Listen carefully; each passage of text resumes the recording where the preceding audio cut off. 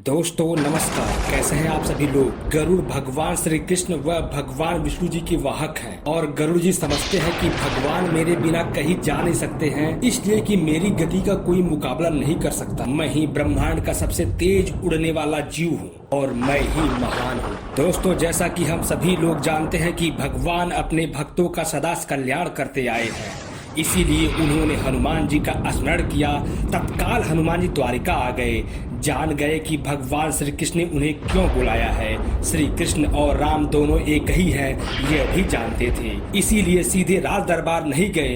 कुछ कौतुक करने के लिए उद्यान में चले गए। वृक्षों पर लगे फल तोड़ने लगे, कुछ खाए कुछ फेंके, वृक्षों को उखाड़ फेंका, बाग वीरान कर दिया। फल तोड़ना और फल फेंकना हनुमान जी का मकसद नहीं था, वह तो श्री कृष्ण जी के संकेत का कौतूहल था।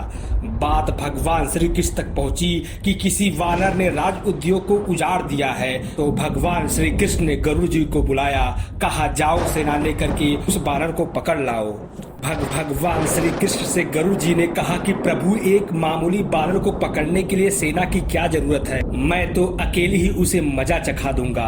श्री कृष्ण जी मन ही मन मुस्कुराए और कहा जैसा तुम चाहो, लेकिन उसे रोको। गरुड़ जी गए, हनुमान जी को ललकारा, बाग क्यों उजाड़ रहे हो, फल क्यों तोड़ रहे हो, चलो श्री कृष्ण जी ने आपको बुलाया है। हनुमान जी ने कहा कि मैं किसी कृष्ण को नहीं जानता, मैं तो श्री राम सेवक हूँ, जाओ कह दो कि मैं नहीं आऊंगा।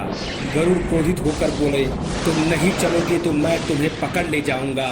हनुमान जी ने कोई उत्तर नहीं दिया। गरुड़ जी की अनदेखी कर वह फल को तोड़ने लगे और गरुड़ जी को समझाया कि वानर का काम फल तोड़ना और फेंकना है, मैं अपने स्वभाव के अनुसार ही कर रहा हूँ, मेरे काम में दखल अंदाजी मत करो, क्यों झगड़ा मोल लेते हो, जाओ मुझे आराम से फल खाने दो। गरुड़ जी नहीं माने।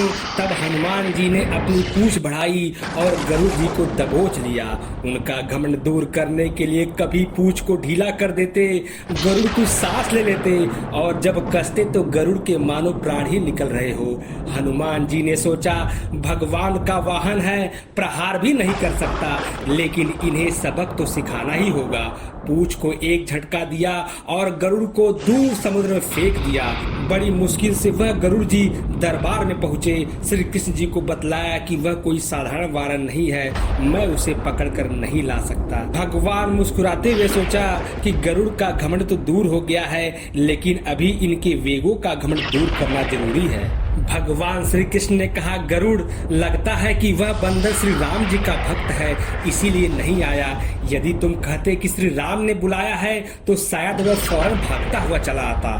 हनुमान अब मलय पर्वत पर पहुंच चुके थे। हे गरुड़, तुम तेजी से जाओ और उनसे कहना कि श्री राम ने बुलाया है, तुम तेज उड़ सकते हो, तुम्हारी गति बहुत तेज है, उन्हें अपने साथ लेकर के आना। गरुड़ वेग से उड़े, मलय पर्वत पर पहुंचे। हनुमान जी से क्षमा मांगा और कहा कि भगवान श्री राम ने आपको याद किया है, अभी चलो मेरे साथ, मैं तुम्हें अपनी पीठ पर बिठा करके मिनटों में द्वारका ले जाऊंगा।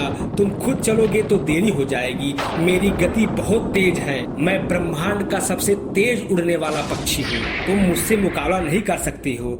हनुमान जी मुस्कुराए, भगवान की लीला समझ गए और कहा तुम जाओ, मैं थोड़ा राम भजन करके आ रहा हूँ। गरुड़ जी को हनुमान जी ने विदा कर दिया और स्वयं उससे भी तीव्र गति से उड़कर गरुड़ जी से पहले द्वारिका पहुंच गए। हनुमान जी के पहुंचने के उपरांत उसी समय गरुड़ तेज गति से उड़ने के कारण हाँफते हुए दरबार में पहुंचे। सांस फूल रही थी, थके हुए से लग रहे थे और हनुमान जी को दरबार में देखकर वे चकित हो गए कि मेरी गति से भी तेज गति से हनुमान जी दरबार पहुंच गए। लज्जा से पानी पानी हो गए। गरुड़ के बल का और तेज गति से उड़ने का घमंड चूर चूर हो गया था। दोस्तों, परमात्मा के निकट रही वह सकता है जो मैं और मेरी से रहित है। श्री राम से जुड़े व्यक्ति कभी भी अभिमान में नहीं हो सकते।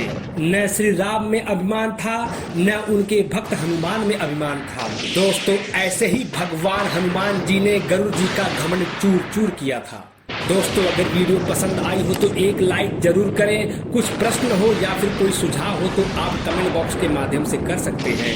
दोस्तों, अगर अभी तक आपने चैनल को सब्सक्राइब नहीं कर रखा है तो प्लीज चैनल को सब्सक्राइब कर लें और बेल आइकन को ऑन जरूर कर लें। दोस्तों, वीडियो देखने के लिए आप सभी लोगों का बहुत बहुत धन्यवाद।